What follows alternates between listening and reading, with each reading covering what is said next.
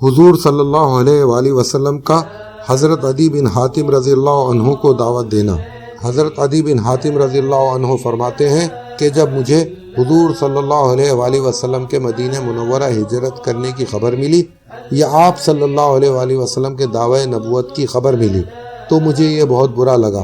چنانچہ میں اپنے وطن سے نکل کر روم کی طرف چلا گیا، اور بعض روایات میں ہے کہ میں قیصر کے پاس چلا گیا، اور میرا یہ روم میں آ کر قیصر کے پاس چلے جانا مجھے حضور صلی اللہ علیہ وآلہ وسلم کے ہجرت فرمانے سے بھی اور زیادہ برا لگا، اور میں نے اپنے دل میں کہا مجھے اس آدمی کے پاس جانا چاہیے، اگر یہ جھوٹا ہوگا تو میرا نقصان نہیں کر سکے گا، اور اگر سچا ہوگا تو مجھے پتہ چل جائے گا۔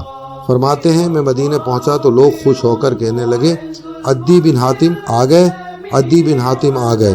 چنانچہ میں حضور صلی اللہ علیہ وآلہ وسلم کی خدمت میں حاضر ہوا۔ آپ صلی اللہ علیہ وآلہ وسلم نے مجھ سے 3 دفعہ فرمایا اے عدی بن حاتم مسلمان ہو جاؤ، سلامتی پاؤ گے۔ میں نے کہا میں خود ایک دین پر چل رہا ہوں۔ حضور صلی اللہ علیہ وآلہ وسلم نے فرمایا میں تمہارے دین کو تم سے زیادہ جانتا ہوں۔ میں نے حیران ہو کر کہا آپ صلی اللہ علیہ وآلہ وسلم میرے دین کو مجھ سے زیادہ جانتے ہیں؟ آپ صلی اللہ علیہ وآلہ وسلم نے فرمایا ہاں، کیا تم فرقہ رقوسیہ میں سے نہیں ہو؟ یہ نصارہ اور صائبین کے درمیان کا فرقہ ہے، اور تم اپنی قوم کے 1/4 مال غنیمت کھا جاتے ہو؟ میں نے کہا جی ہاں۔ آپ صلی اللہ علیہ وآلہ وسلم نے فرمایا حالانکہ تمہارے لیے یہ تمہارے دین میں حلال نہیں ہے۔ میں نے کہا جی ہاں، حلال نہیں ہے۔ حضور صلی اللہ علیہ وآلہ وسلم نے اتنی ہی بات کی تھی کہ میں آپ صلی اللہ علیہ وآلہ وسلم کی بات کے سامنے جھک گیا۔ حضور صلی اللہ علیہ وآلہ وسلم نے فرمایا اور سنو، میں اس بات کو بھی خوب جانتا ہوں جو تمہیں اسلام سے روک رہی ہے۔ تم یہ کہتے ہو کہ ان کے پیچھے چلنے والے تو کمزور قسم کے وہ لوگ ہیں جن کے پاس کوئی قوت نہیں ہے، اور تمام عرب ان کو الگ پھینک رہا ہے، یا تمام عرب نے ان کو نشانہ بنا رکھا ہے۔ کیا تم ہیرا شہر کو جانتے ہو؟ میں نے کہا اسے دیکھا تو نہیں ہے، البتہ اس کا نام ضرور سنا ہے۔ آپ صلی اللہ علیہ وآلہ وسلم نے فرمایا اس ذات کی قسم جس کے قبضے میں میری جان ہے، اللہ اس دین کو ضرور پورا کر کے رہیں گے، اور ایسا امن و امان ہو جائے گا کہ پردہ نشین عورت تنہا ہیرا سے چلے گی اور اکیلے بیت اللہ کا طواف کرے گی اور کوئی اس کے ساتھ نہ ہوگا، اور کسرا بن ہرمز کے خزانے فتح کیے جائیں گے۔ میں نے حیران ہو کر کہا کسرا بن ہرمز کے خزانے؟ آپ صلی اللہ علیہ وآلہ وسلم نے فرمایا ہاں، کسرا بن ہرمز کے خزانے، اور مال خوب خرچ کیا جائے گا حتیٰ کہ اسے کوئی لینے والا نہ ہوگا۔ یہ قصہ سنانے کے بعد حضرت عدی رضی اللہ عنہ بن حاتم نے فرمایا دیکھو یہ تنہا عورت ہیرا سے آ رہی ہے اور اکیلی بیت اللہ کا طواف کر رہی ہے، اور اس کے ساتھ کوئی بھی نہیں ہے، اور میں خود ان لوگوں میں تھا جنہوں نے کسرا کے خزانے فتح کیے، اور اس ذات کی قسم جس کے قبضے میں میری جان ہے، تیسری بات بھی ضرور ہو کر رہے گی، اس لیے کہ حضور صلی اللہ علیہ وآلہ وسلم فرما چکے ہیں۔ حضرت عدی بن حاتم رضی اللہ عنہ فرماتے ہیں ہم لوگ اقرب میں تھے کہ حضور صلی اللہ علیہ وآلہ وسلم کا بھیجا ہوا گھوڑے سواروں کا ایک دستہ آیا جو میری پھپھی اور کچھ لوگوں کو گرفتار کر کے لے گئے۔ حضور صلی اللہ علیہ وآلہ وسلم کی خدمت میں پیش کر دیا۔ جب یہ سب آپ کے سامنے ایک صف میں کھڑے کیے گئے تو میری پھپھی نے عرض کیا یا رسول اللہ، میرا مددگار نمائندہ جدا ہو گیا، اولاد ختم ہو گئی، میں خود بہت بوڑھی عمر رسیدہ ہو چکی اور مجھ سے کوئی خدمت بھی نہیں ہو سکتی۔ آپ صلی اللہ علیہ وآلہ وسلم مجھ پر احسان کیجئے، اللہ آپ صلی اللہ علیہ وآلہ وسلم پر احسان کرے گا۔ حضور صلی اللہ علیہ وآلہ وسلم نے فرمایا تمہارا مددگار نمائندہ کون ہے؟ پھوپھی نے کہا عدی بن حاتم۔ آپ صلی اللہ علیہ وآلہ وسلم نے فرمایا وہی جو اللہ اور رسول صلی اللہ علیہ وآلہ وسلم سے بھاگا ہوا ہے۔ پھوپھی فرماتی ہیں کہ آپ صلی اللہ علیہ وآلہ وسلم نے مجھ پر احسان فرما دیا۔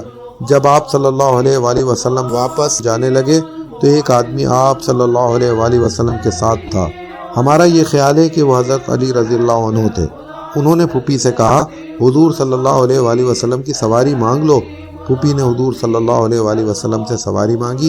حضور صلی اللہ علیہ وآلہ وسلم نے فرمایا ان کو سواری دے دی جائے۔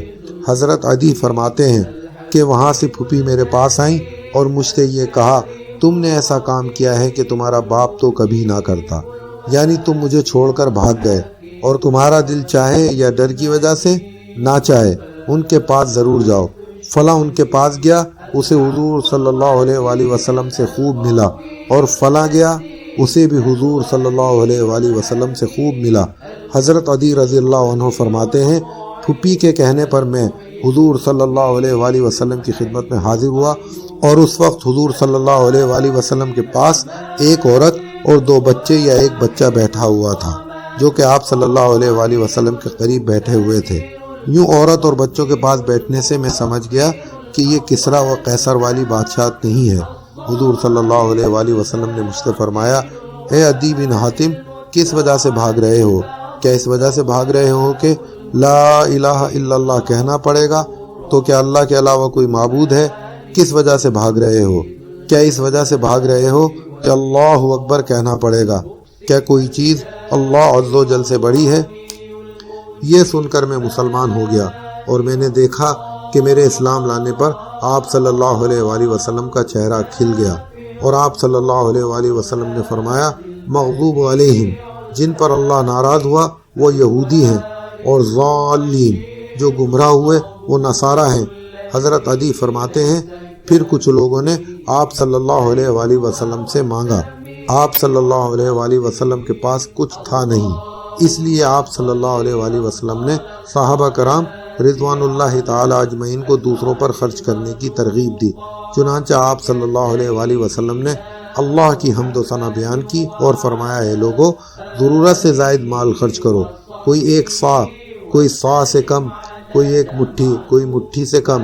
شعبہ راوی کہتے ہیں جہاں تک مجھے یاد ہے آپ صلی اللہ علیہ وآلہ وسلم نے یہ بھی فرمایا، کوئی 1 کھجور دے، کوئی کھجور کا ٹکڑا، اور تم میں سے ہر آدمی اللہ کے سامنے حاضر ہوگا، اور اللہ تعالیٰ اس سے پوچھیں گے جو میں تمہیں بتا رہا ہوں، کیا میں نے تمہیں دیکھنے اور سننے کی نعمت نہیں دی تھی؟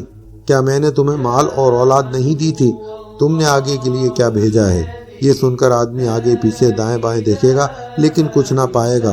جہنم سے صرف اللہ کی ذات کے ذریعے سے ہی بچا جا سکتا ہے، لہذا آگ سے بچو، اور آگ سے بچنے کے لیے دینے کو کچھ نہ ہو تو کھجور کا ٹکڑا ہی دے دو، اور اگر کھجور کا ٹکڑا بھی نہ ہو تو نرم بات ہی کر دیا کرو۔ مجھے تم پر فقر و فاقے کا ڈر نہیں ہے، اللہ پاک تمہاری مدد ضرور فرمائیں گے، اور تمہیں بہت زیادہ دیں گے، اور بہت زیادہ فتوحات کریں گے، یہاں تک کہ پردہ نشین عورت تن تنہا ہیرا اور یثرب کے درمیان یا اس سے بھی زیادہ لمبا سفر کیا کرے گی، اور اسے چوری کا ڈر نہ ہوگا۔ حضور صلی اللہ علیہ وآلہ وسلم کا حضرت ذوالجوشن ذبابی رضی اللہ عنہ کو دعوت دینا۔ حضرت ذوالجوشن ذبابی رضی اللہ عنہ فرماتے ہیں کہ جب حضور صلی اللہ علیہ وآلہ وسلم غزوہ بدر سے فارغ ہوئے تو میں اپنی قرحہ نامی گھوڑے کا بچھیرا لے کر حضور صلی اللہ علیہ وآلہ وسلم کی خدمت میں حاضر ہوا، اور میں نے کہا، اے محمد صلی اللہ علیہ وآلہ وسلم، میں آپ صلی اللہ علیہ وآلہ وسلم کے پاس قرحہ گھوڑی کا بچھیرا لے کر آیا ہوں تاکہ آپ صلی اللہ علیہ وآلہ وسلم اسے اپنے استعمال کے لیے لے لیں۔